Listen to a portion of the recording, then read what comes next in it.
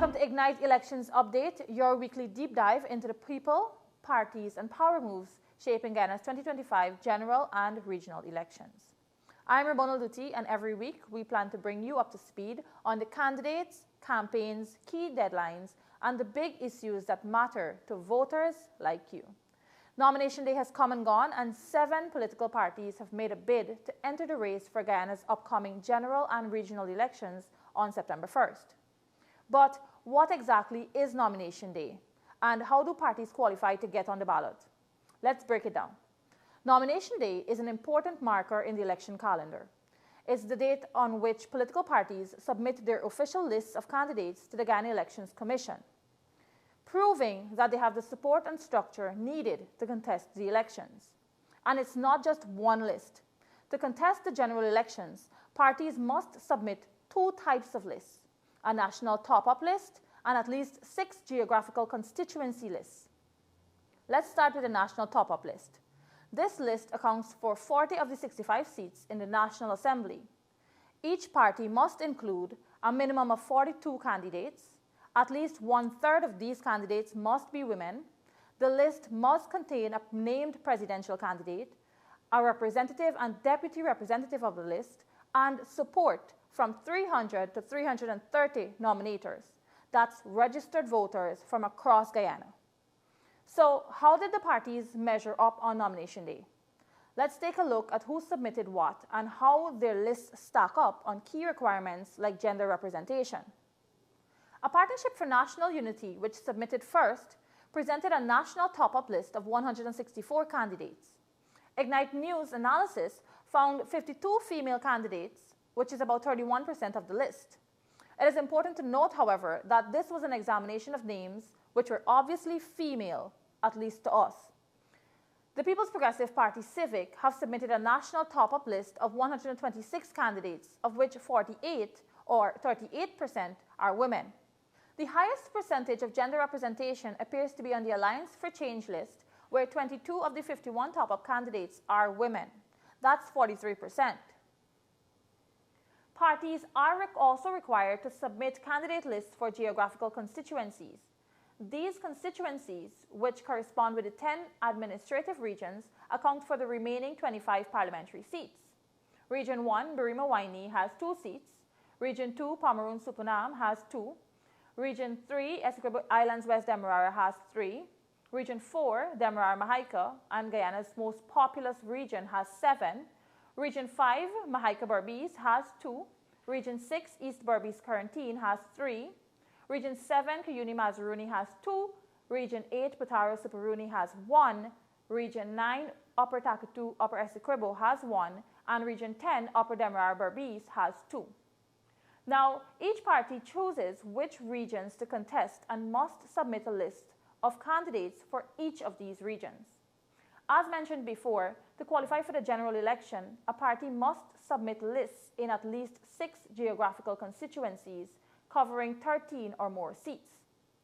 Each geographical constituency list must include enough candidates to fill the seats plus 2 extra, be backed by 150 to 175 nominators who live in that region, and just like the national top-up list, the combined geographical list must have 1/3 female candidates. This elections, while most of the political parties are contesting in all 10 geographical constituencies, the newly formed Forward Guyana Movement, FGM, and Assembly for Liberty and Prosperity, ALP, are not. FGM, led by former PNCR parliamentarian Amanza Walton Desir, is contesting in regions 1, 2, 3, 4, 5, 6, and 10 for a total of 21 seats, while former APNU AFC Coalition Minister Simona Brooms, ALP party, will contest in regions 3, 4, 5, 6, and 10 for a total of 17 seats. The second elections, which will be held on September 1, are the regional elections. These elections decide who runs each regional democratic council. That is the body that manages roads, schools, health clinics, and more.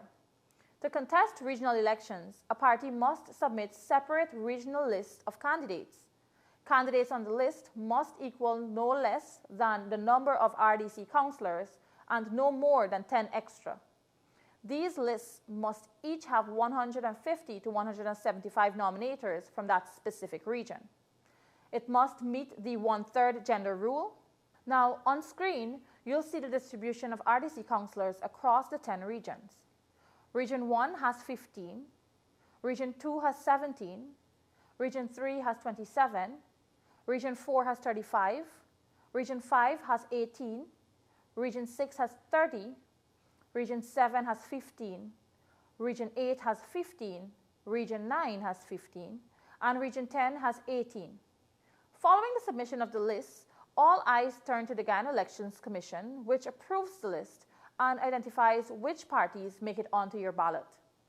Chief Elections Officer Vishnu Prasad told reporters on Monday that the process should be fully complete by this Friday. This activity continues at the level of the Secretariat. We are now required to process these lists to ensure that they meet the statutory requirements, and once they do, then they will be approved to contest the elections.